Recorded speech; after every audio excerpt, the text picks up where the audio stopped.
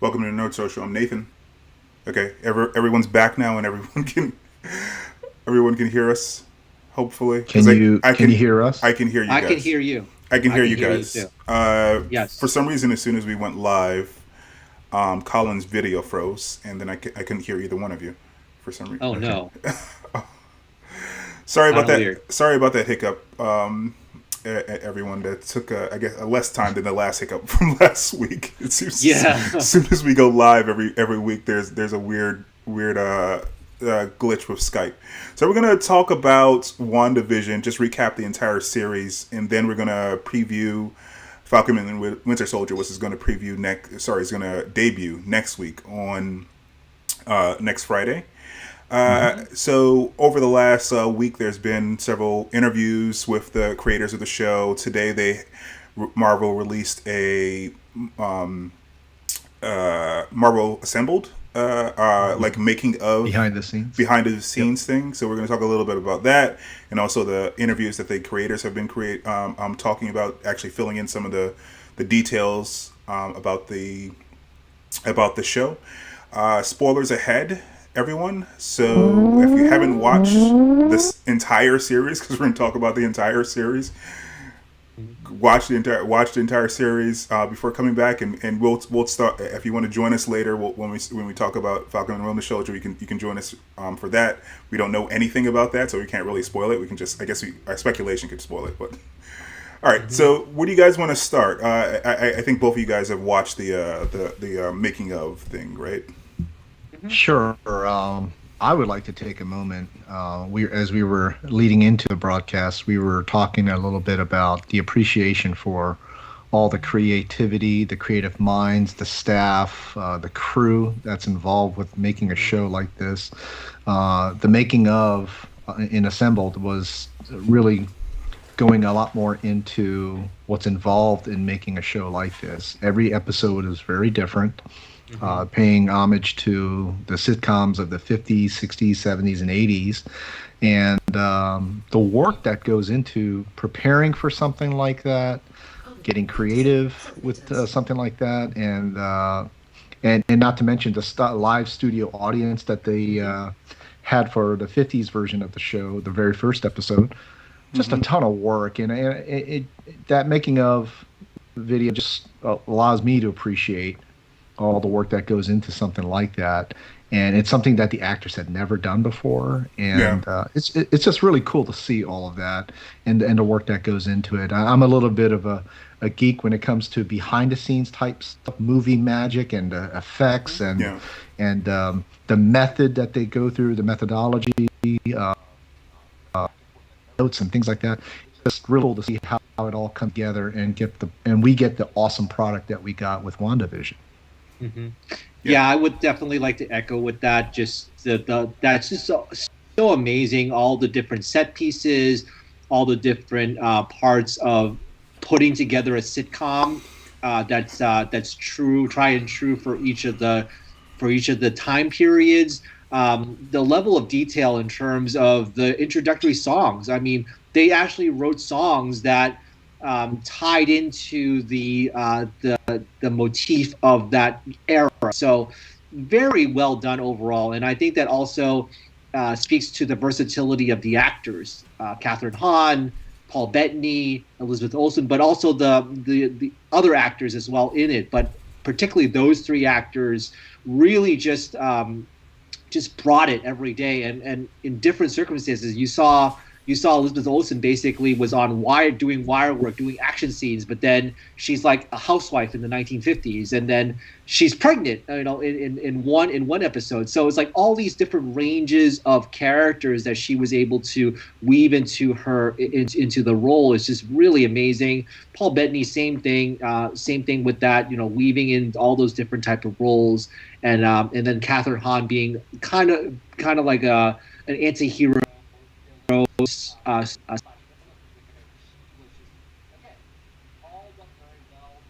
The level in which they put the care in which they put into their character was really, and it's just very well done overall. Yeah. I mean, what everything you guys said. I from the beginning, even before I knew what they were, all the work they put in, it was obvious in the result how much work they put in. Right, the set design, the costume departments, even down to the special effects that they were doing, that were period specific. I always appreciated how much work they put into to achieve a certain level of verisimilitude for each era. It's a very, it was Herculean undertaking. I can imagine for all the crew, and they pulled it off. And also it seemed, so I didn't know a lot about like Matt Shackman and Jack Schaefer and their background before the last couple of weeks when they could talk more. But yeah, I mean Matt, the director, Matt, he was seemed like he was bred in a lab to direct this show. He was on sitcoms when he was a kid. He directed so many different sitcoms as a director. Like he probably directed like 3 or 4 seasons of Always Sunny in Philadelphia, and lots of other things as well. But he's also directed things like Game of Thrones. So he has all that stuff in his background. I don't think it would have been as good of a production without his background. I mean, I'm sure the script was great, but all the specific detail, era-specific detail, and wanting to nail all that stuff, I think is definitely down to his vision as a director. It was it was an awesome undertaking, this show. And also, as you said, guys, the acting that the 3 main players did, and also the other players as well, because they like Darcy, Jimmy, and Monica shine when they were on screen also. But the three main players had to modulate all their acting to different eras a lot more. And I think I was talking to my wife earlier today about Catherine Hahn's work. She's just amazing. And watching her again in the behind the scenes thing, just the different, like she was what she likened it to is like layers of a character. So all, the outer layer being like the 50s house nosy neighbor, and you get all the way up to the core, and she's like this witch that is that's very menacing, and it's completely different kind of acting, and she does each one pitch perfect. And you could see just in the scene, the few seconds of the scene where in the last episode where Wanda turns her back into the nosy neighbor, you could see it in just those 2 seconds. It's like a completely different person. She's awesome in this show. She definitely, everyone in the show, we talked about this before, need to get nominated and also win the awards for this show. Yeah, when I see behind the scenes interviews and making of videos like this, and especially we get of the actors, all of them that are involved, it always reminds me, and again gives me a more insight into the types of actors they really are. If you notice, all the actors here, even though we've seen some big movies, none of them are huge superstars, right? No. None of them. The types of things that they say, very humble. Clearly, they've been humbled at times in their career as well, and I can feel it in just some of the things that they say. So, when Elizabeth Olsen speaks of certain things, even though she grew up on the set of Full House because of her more famous twin sisters, right? Paul Bettany as well, despite the fact he's been in lots of great movies, he hit it big, right? He was on the cusp of certain different stories about him being told by a producer, "You're done," and even when in the video he was called Jarvis, very self-deprecating humor there, clearly humbled about the fact that Jon Favreau called him to say, "Hey, we need really boring to be the voice of Jarvis." Yeah. Exactly. And also people like Kat Dennings and Jimmy Woo, Randall Park, that is, Evan Peters, to hear how different they are from their actual characters that they play. And and again, I hear the touch of humble talk, and also recently Kat Dennings giving interviews about she's going to be in the Thor sequel, and I read that her part's been expanded. Right, it's been expanded quite a bit because they realize, oh wow, she's got great chemistry with Natalie Portman, and so they want to really expand her role on that. It's like, what, did they not notice that before? I didn't even think she was going to be in the movie when before. I thought they were going to have it in space, but I'm glad that she's going to be in the movie, and I'm glad they're expanding her role because, as you said, I think all of these characters, all these actors rather, have played kind of like supporting characters in everything that they've done. When they've done breakout roles or they've done leading roles, it hasn't done very well. Like the role that Bettany was talking about, Wimbledon, I think that was a leading role, but that movie didn't do very well. And it might have been around the time when he was saying, you know, that guy was saying you're done, because he might have had some shots at leading roles, and the money didn't, the movies didn't make their money back.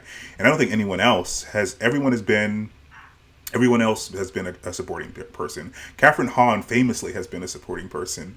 And I saw the meme. It was a meme online or a tweet online saying, "I dare anyone to cast Catherine Hahn as the best friend again." She's obviously a leading lady quality there. So yeah, it's awesome that these people got a chance to shine as the supporting actors. They got to be kind of lead. I mean, and I hope that they Kat Denning definitely does get more to do in the Thor movie, because I didn't even think that they even had a part for her before. Yeah, it's just so interesting because in the behind the scenes they did not even mention Agatha All Along, the song, and that song exploded on iTunes, and so you just never know like how much of a cultural phenomenon certain things tend to be, because of course they filmed it way before WandaVision ever came out, or you know, so that's the thing that's really fascinating to me. And also it kind of harkens back to what happened with Black Panther when Black Panther exploded and was $1 billion movie. And they were in Infinity War, but you can clearly see that they did not anticipate that Black Panther will be pretty prominent. And yes, he was pretty big in Infinity War, but at the same time, they didn't know how big he was. So, so in that case, it's always the audience. You tend to surprise you a lot with what they gravitate towards, and I think that definitely the three main people. Now you're very invested in them, much more invested in them than before. You know, what's going to happen with White Vision? You know, what's going to happen with Wanda in Doctor Strange 2? And you know, is Agatha going to be back in the movies? So you know the characters a lot more, Jimmy Woo as well and Darcy as well, and you just want to root for them. You want to say, hey, you know, I remember them from WandaVision, and you know, I want them to have a better role. So I think that a lot of what Disney Plus is trying to do is trying to highlight these supporting characters, sidekicks or people that weren't as prominent compared to the big three of Captain America, Iron Man, and Thor. So they just want to kind of highlight those little stories, and I think that it's a very good strategy, because then you're much more invested in these characters than the big ones, the big Avengers that we've seen in the movies. Yeah, it allows them to also create their own niche and world separate from the comic books, right? And they're always trying to do that, because the source material, as much as people, especially in fandom, that they like to always complain, oh, stick to the source material. But if you did it exactly like the comics, there's no point of watching it on the screen when you already know everything's going to happen exactly the same way in the comics. So, and plus it's a different medium, and therefore they want to tell a different story, a slightly different story, their own take on some of these things. And I appreciate that. I appreciate all the different takes, the different versions, the different twists to keep even comic books geeks like me in suspense and surprise, right? Mhm. But just going back to the actors, just continuing on with some of the interviews, when they interviewed Tiana Paris, and to me, it's so refreshing to hear. She clearly was not in any huge things here and there, but Mhm. hearing actors like Marvel, really wanting to be in Marvel. Marvel's got the reputation now, right? Marvel's got hits after hit, hit after hit after hit, and everyone wants to be a part of that. And so I just loved hearing her story about auditioning, and she had no idea. They were very secretive about telling her what the part was, and when she finally got it, or she was waiting to hear the call about it, she was even thinking, "Oh my gosh, is it going to be Monica Rambeau? Monica Rambeau? Yes, it is Monica Rambeau." So it's Mhm. I was excited with her just listening to all that, and it's it's you just feel really good for some of these actors, especially and where they're on the cusp of hitting it big, Right. or the role that they really covet, and it's awesome to see that they get it too. Yeah, Yeah. Tiana. Tiana's awesome, and I've heard saw quite a few interviews with her as she's been promoting the show over the last couple of weeks. So yeah, she didn't know what she was reading, and in the making of it seemed like they told her to overact specifically, and she was like, "Why am I overacting? That's not the kind of Mhm. acting that's in the usual Marvel movies." But she didn't know Mhm. what they were asking her for. Apparently, and I'm not sure if we mentioned this. I mean, we've done like 9 of these now in a previous in the previous week, but she had been fan cast like in 2016. People have like tagged her on things and like tagged Marvel and said, this woman would be a great Monica Rambeau, and that was even before they put Monica Rambeau, the little Monica Rambeau, in the movie. So Interesting. Mhm. it's like people putting it out in the universe. So Mhm. and people and then Marvel picked up on it, and I guess she was talented enough, and they chose her. So it's awesome, and I'm really looking forward to what they do with that character in the things that she's going to show up in Captain Marvel, and also the Kamala Khan show later in the year. Mhm. Mhm. So Definitely. I wanted to pivot a little bit, not to Falcon and Winter Soldier yet, but so if there are any, like, if you wanted to nitpick, because I think we all love the show, are there any Mhm. issues that you had with the show beyond like the fanboy? Oh, we didn't get what we imagined, sort of things, because I don't think Yeah. those are necessarily legitimate things. I mean, the show is called WandaVision, not open up the multiverse. Just Mhm. so any issues that you would talk that you would highlight about the show? Yeah, I think that I would definitely bring this up. I read the article in the New York Times written about WandaVision and about how it's just more of a question, more of an open question as to how women are portrayed as superheroes. And so, as we've talked about this a little bit in our previous episodes about Wanda being hysterical and how that whole stereotype about women being hysterical is kind of like a plot device in order to move something forward, move the story forward. And I think that I think that the opinion of the writer of the New York Times article, I don't recall her name, but she was mentioning that in order to push forward, Marvel needs to really make sure that their characters, especially their female characters, are much more nuanced, kind of represent a fuller representation of who they are as individuals. Because even in WandaVision, we can see, if you're going back to the 50s and 60s trope, you're talking about, a woman in the kitchen.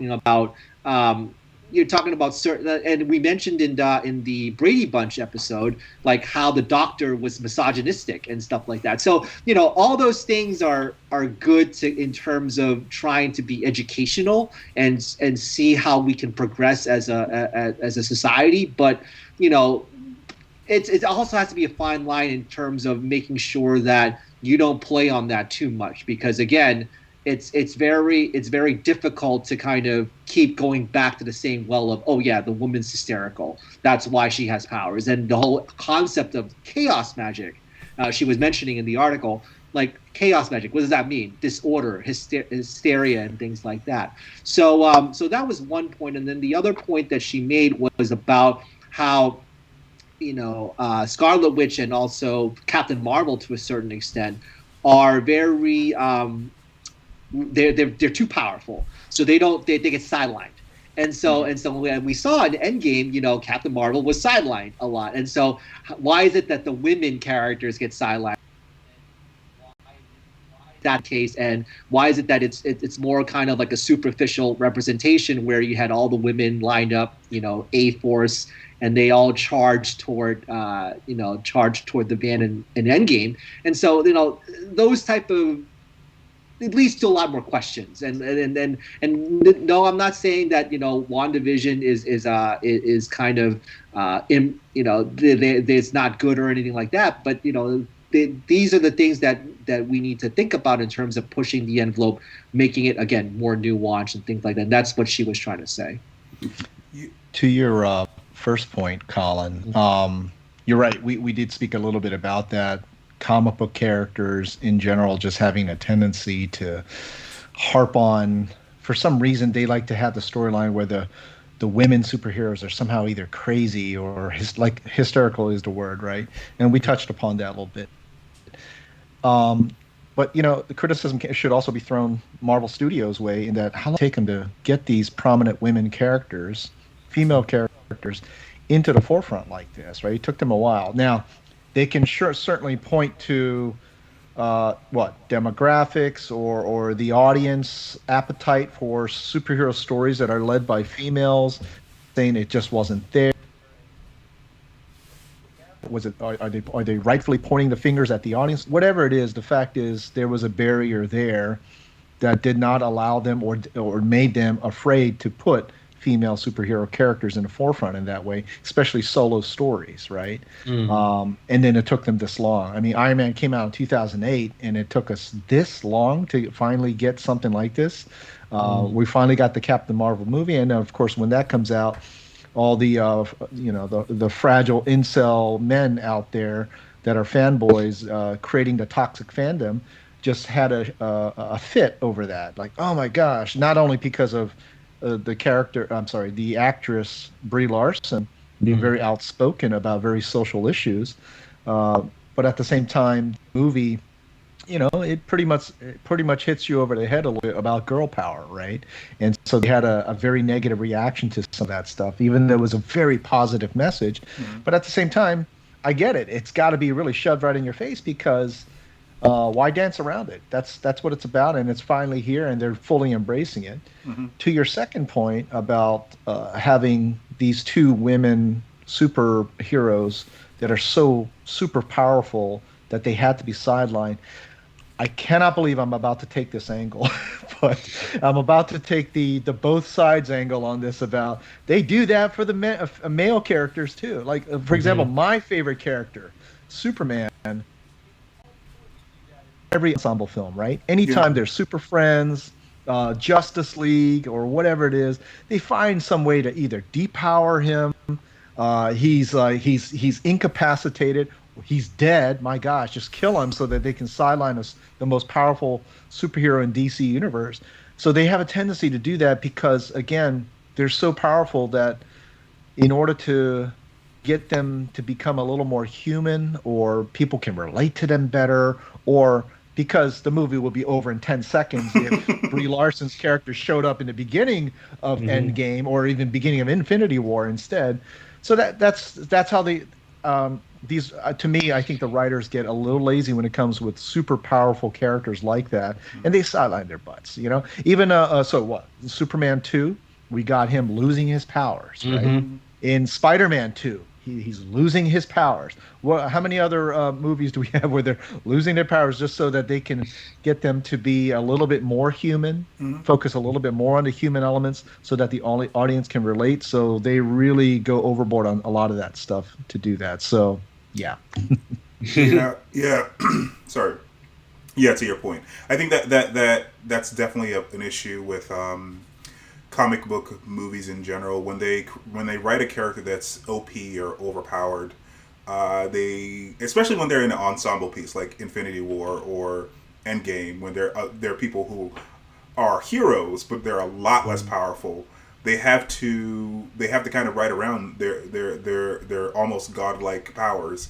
Like you said, that's why in Justice League, Superman shows up later because he's dead. This is in this movie. In Endgame, Captain Marvel is apparently on a different planet or something, and she comes in just in the nick of time because the fight would be over. And don't forget in Infinity War. Sorry to interrupt. Don't forget in Infinity War, Thor showing up. That was the most rousing, crowd-pleasing scene, right? But where was he all that time? Yes. He shows up at the end, right? Yeah. When you have someone that powerful that can kind of wipe people, an entire army off the map, you kind of have to keep them in reserve, and not. I mean, in the universe, they wouldn't keep them in reserve. They put them in the forefront, but the writers had to keep them in reserve and then have them show up as Deus Ex Machinas, basically, to advance the story. But yeah, I think there are some valid criticisms of how women superheroes are written. I was actually watching something interesting. Marvel actually has a lot of content on Disney Plus. They have this series, and it's actually the Behind the Mask or something like that. And they were actually talking about Behind the Mask. Yep. Yeah, talking about minorities in comics, but also women in comics. One of the episodes about women in comics, the women who have actually been in comics spoke extensively about how women characters are written. Usually, they usually are giving powers that are more ethereal as opposed to like physical, as opposed to physical. Yes. They are oftentimes written hysterical, and I think that's one of the problems when you're adapting something, right? I think Lizzie Olsen, and apparently that's how she likes to be referred. Lizzie Olsen and Jack Schaefer, the writer and of course the lead of the show.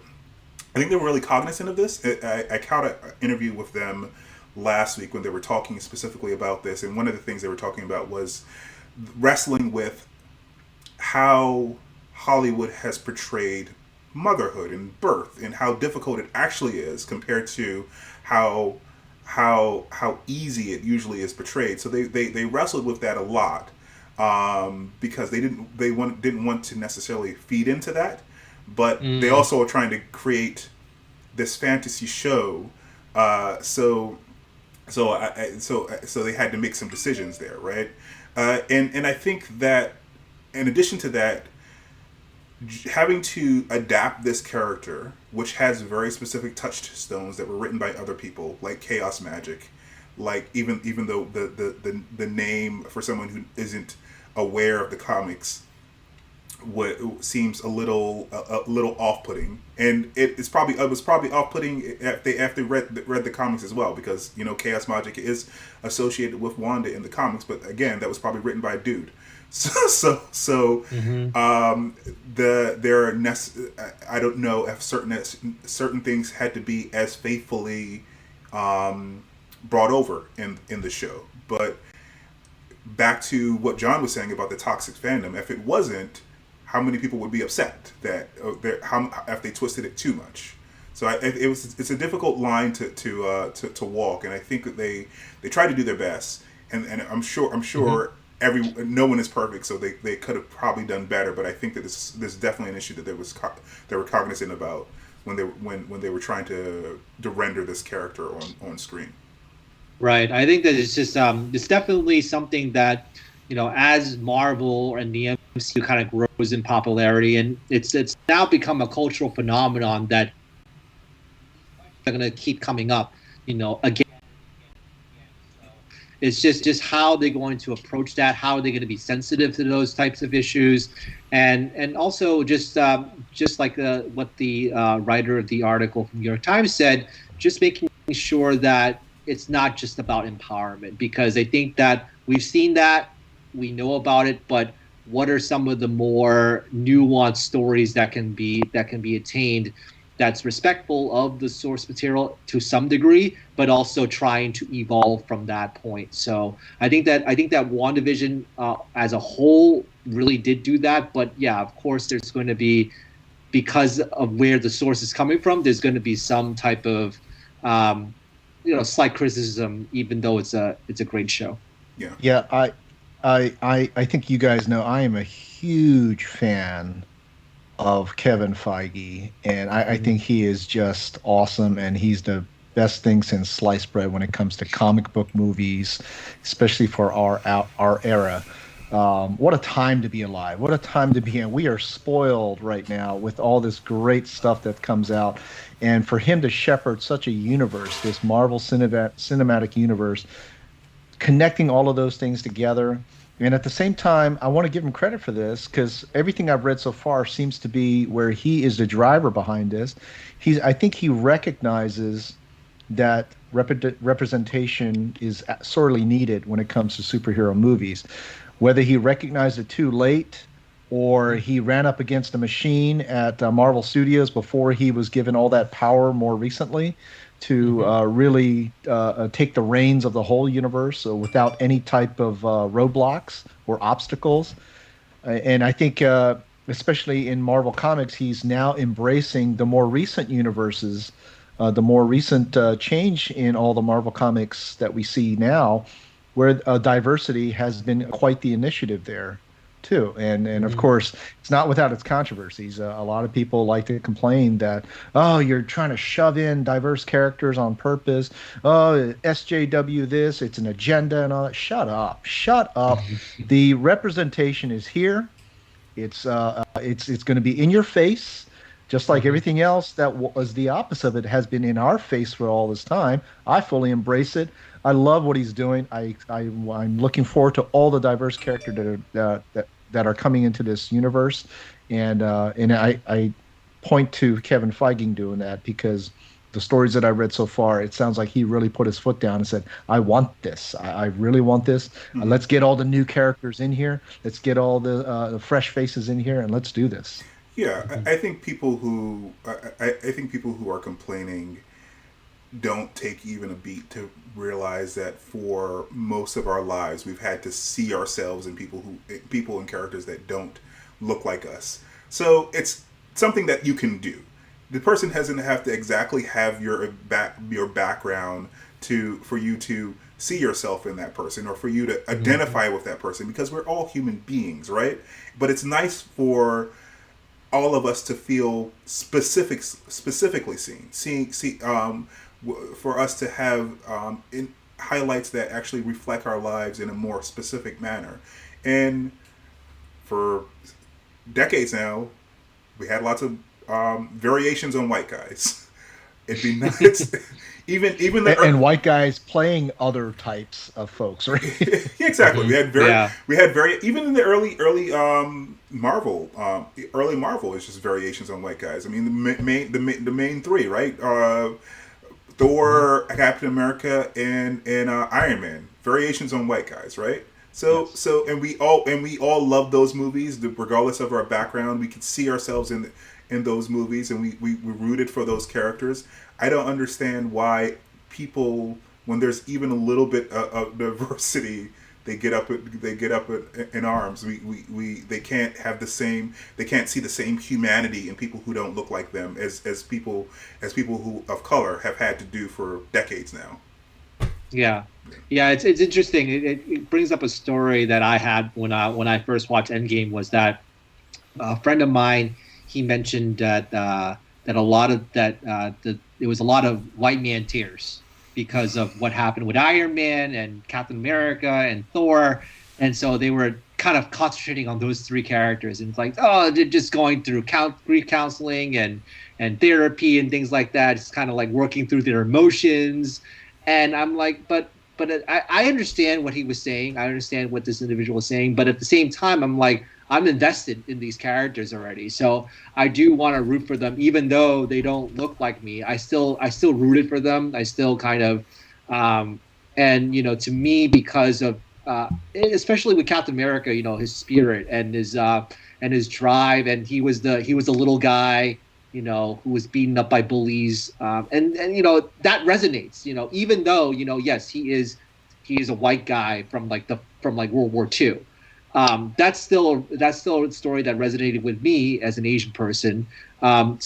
So it's still I'm still very invested in it, even though yeah they might not look like me, but at the same time yeah representation does matter, and I think that Marvel has definitely seen that as an important thing to cultivate. With multiple examples like Captain Marvel is $1 billion movie, Black Panther is $1 billion movie, so it's there, and it's a money driver. So it's not just I'm just doing it because I'm a good person. I'm doing it because the money's there. So there you have Yeah. it. Before we switch over, any final thoughts on WandaVision? I'm sure we'll talk about WandaVision again in the future because it's that good, and these characters will show up again in the future. But we have been talking about for about 35 minutes now, not counting the technical issues. Any other final thoughts? No, just my one final thought is I really liked the final episode. I know some people, the fans, the geeks, are up in arms that a lot of their theories did not come to fruition, but I'm satisfied with it. It checked all the boxes for me. Yes, some really didn't theories didn't come to fruition at all in any way, but I think the emotional impact of that finale really hit it home, and that was enough for me. And it was great, absolutely great. Yeah, I like the last episode as well, and apparently so part of the interview that the director had earlier in the week, he was talking about the fact that he was working on WandaVision up to 2 weeks before the last episode. So they were working on it down to the wire. And some things didn't even make it into the final episode that would have been nice to see, but I still think that last episode was great. Like apparently there was a little bit more with Senior Scratchy. He was going to turn into like this giant monster and chase Monica, Ralph, and the kids around because they were supposed to be going to get the Darkhold, but they couldn't get the CGI done for that quickly enough, and also they thought it was distracting from Wanda and Vision's story. So yeah, they put a lot of work into this. They were iterating and trying to make it perfect down to the wire. So it definitely shows how much work and commitment they put into this show. Yeah.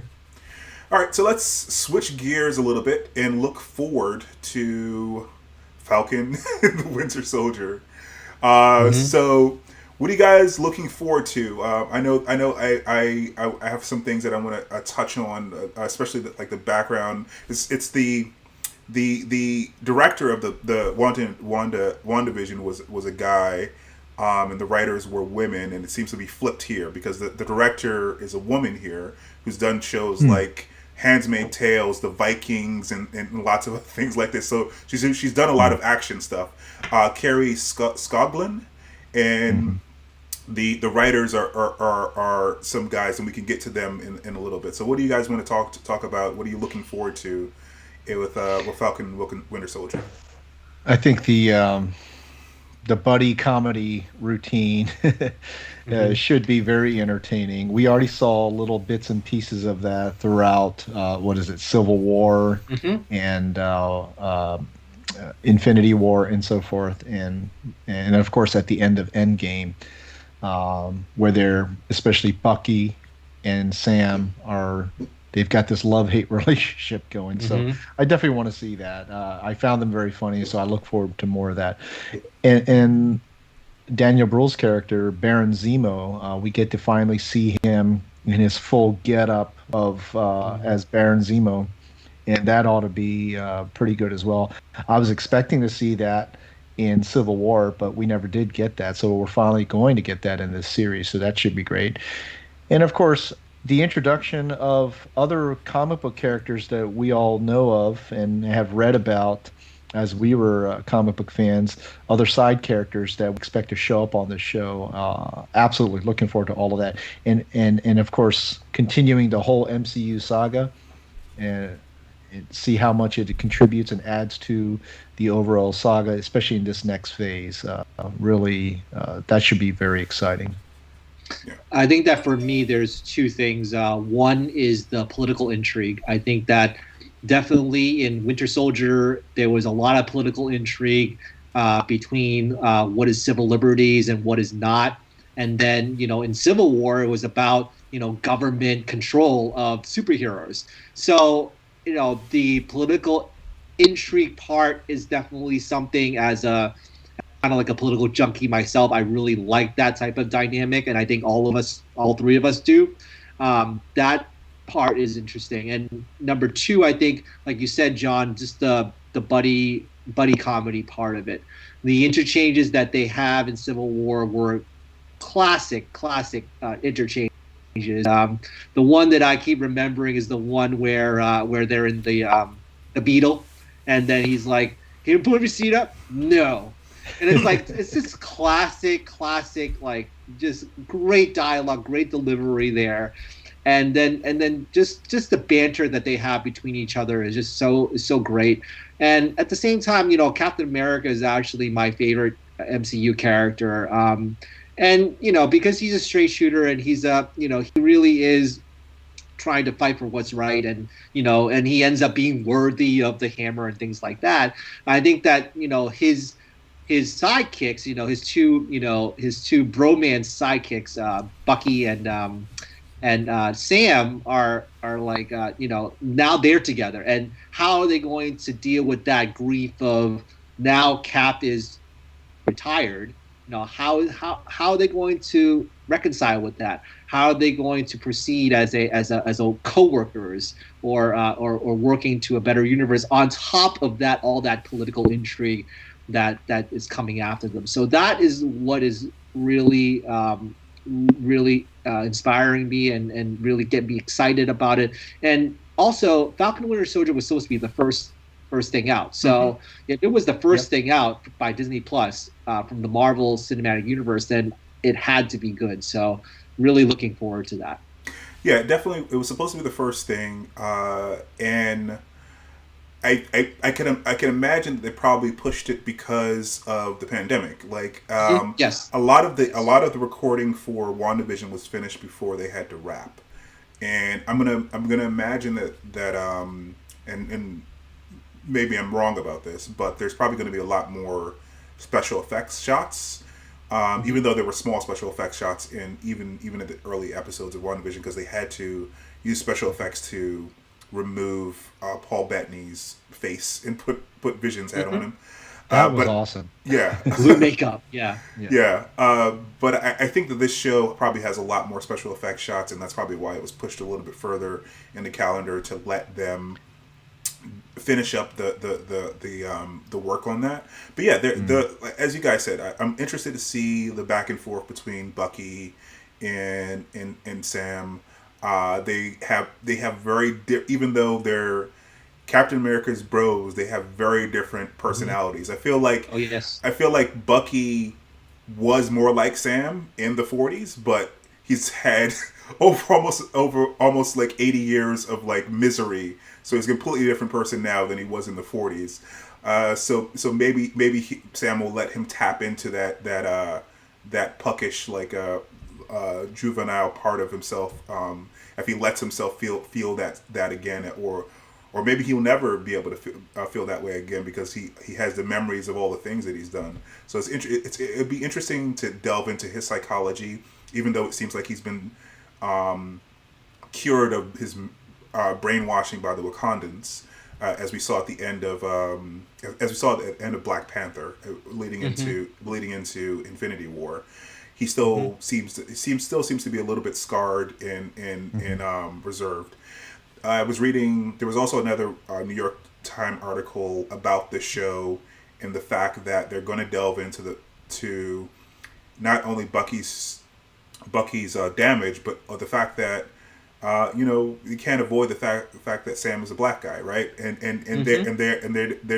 don't have him as a black guy in an idealized version of America, as we saw in the Black Panther movie. The America that exists in the Marvel universe is very much like the America that exists in our world, with much of the racial strife that exists in our world. So I am looking forward to them delving into that and actually dealing with that stuff in a serious way.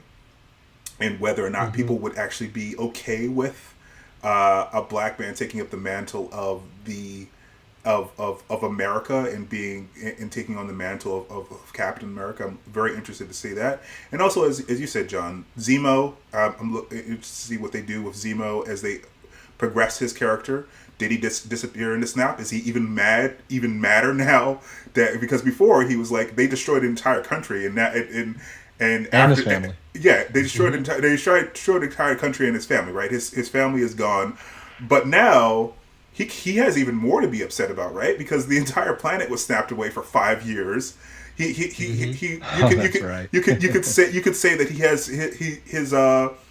his point before all this happened could have been is even more valid, right? So I want to see where they take Zemo's character, and Sharon Carter is coming back as well. They did a bunch of there's a series on Disney Plus called Legends, and they have shorts. So they did a recap of Sharon Carter. So what happened to her? Did she go away in the snap? Was she here during the five years? Was she dating Cap during those 5 years? Because she's definitely paired with Cap within the comic books. I was actually reading comic just before we went live. Just before we went live, I was reading a comic with her and Cap, and they're very much together.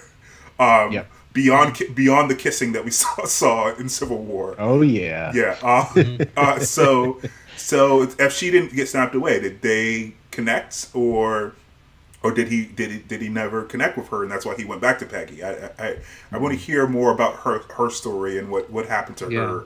That would be awkward. Yeah. But I would really hope that they don't they don't make her to be like a romantic figure in Falcon Winter Soldier, because I think that we've seen that already, and I think that going back to what we said about female empowerment, you don't want to go play that trope like, oh, she's just a romantic figure, and it's like, okay, we've done that. It's going to be a love triangle. Yeah, no, I don't. I really wish that they don't do that to her. I think that she needs to stand by herself. She needs to be, like very similar to her aunt.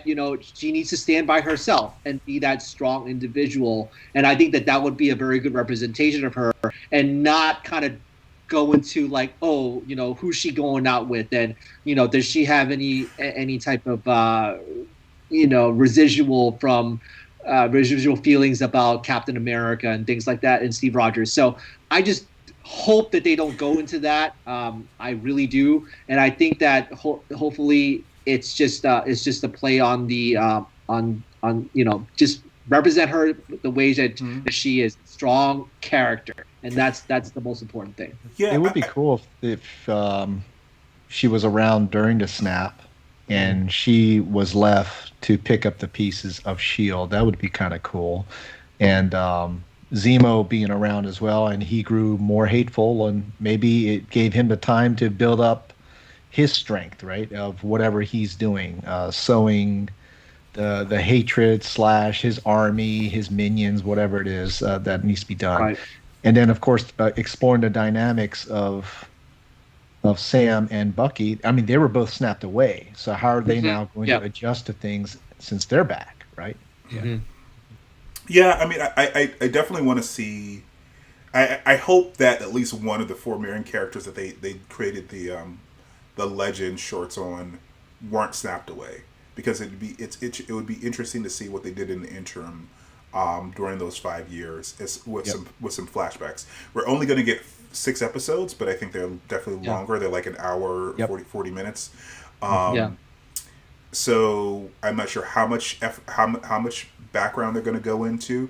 From the article that I read in the New York Times, they're going to do sort of like a day in the life of Sam, day in the life of Bucky before they bring them together. They might not be able to do as much with Sharon and Zemo, but I mean, so I get your point, Colin. But playing, devil's advocate, I think they can. Good writers can thread the line about writing strong female characters and also having them have relationships. I mean, love and relationships and sex. Those are part of the human condition. They don't have to be the only thing about the character. I think that makes a character one dimensional, but also removing those things also make the character also one dimensional in a different way. I think they balance those things very well in, say, Wonder Woman, the first Wonder Woman, right? Not the second. The first Wonder Woman. Let's not speak about the second Wonder Woman. Trauma. There's a lot of trauma there. Yeah, the first Wonder Woman, right? She was a very strong character, but she also had a love interest in that movie, and I think good writers can balance those things. I don't necessarily want her. I think I agree with you that I don't want a love triangle, but I don't mind. I don't mind if they touch on, if she was still there, if they touch on what her relationship was with Cap, in addition to pulling together.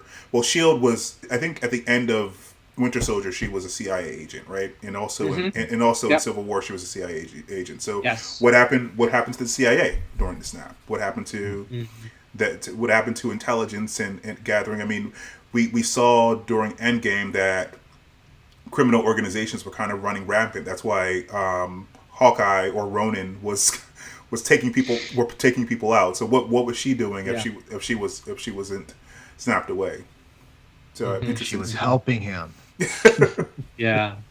I think that it's you make a good point, but like you said, I think that instead of making it one dimensional, I think that making it 3-dimensional is very important, especially for her. I think you know she was a character in Winter Soldier. I think they balanced it pretty well in Winter Soldier with the love interest with Cap, and then in Civil War she didn't play as big of a role, just at the beginning there before the airport scene. So, well, she also showed up at the funeral, right? She was basically the reason that Cap decided to go against the Accord, because it's the whole speech that she made, she gave. Yeah, that's true. With Peggy, basically reminding him of his convictions. So she was a big part, and it was a surprise to him because he didn't know who she was. She's like, my aunt Peggy. It's like it's interesting. Oh, yeah. Okay. Yeah. Yeah, John, you were supposed to say? Yeah, I was going to say that back to what you were saying, Nathan, about the show plans to explore or at least mention or touch upon the fact that Sam Wilson is a black character. And especially in these times, if it's going to reflect the modern world and the real world that we live in, the racial tensions and so forth. Cue to backlash, absolutely, from that toxic fandom yet again. I think if they do touch upon that, you're going to get the people that come out that say, I go to the movies and watch TV to escape, and I don't need them to remind me of the real world. Well, you know what? Tough. You deal with it. The fact is, it's here, and if it's big enough and important enough to be touched upon, even in comic book movies, what does that tell you, right? It's important enough to be discussed and touched upon and be reflected in the characters that we have, the superheroes that we have. One other major thing is that the new Captain America, I'm not talking about Sam Wilson, but there's another one that's government sponsored who is actually a white guy. So it's like U.S. agent. U.S. agent. So you can see that, you know, that might play into it a little bit, and we'll see how that dynamic going to shake out, because this is a government sponsored U.S. agent, you know, named U.S. agent. So, and then Steve Rogers is the one who handed the shield to Sam. So we'll see how it all plays out. Yeah, I mean, as you said, there are people that are going to complain one way or the other, but you really can't make those people happy, because just the color of my skin is political to them. Just the color of a black person's skin is political to them. If black people show up in there, I sent you guys a meme earlier this I saw that today about someone complaining that they put black people in anime, and why are they making anime political? It's like, my existence is political. Okay, I know. All right. So there's no way to talk to these people. there's no way to talk to these people in a logical way. If everything, even my mere existence or the existence of black people or existence of people of color is political, because they have to see everything that they consume has to have white guys in them. You can't really. Mm-hmm. I don't think trying to make those people happy is a valid use of someone's time.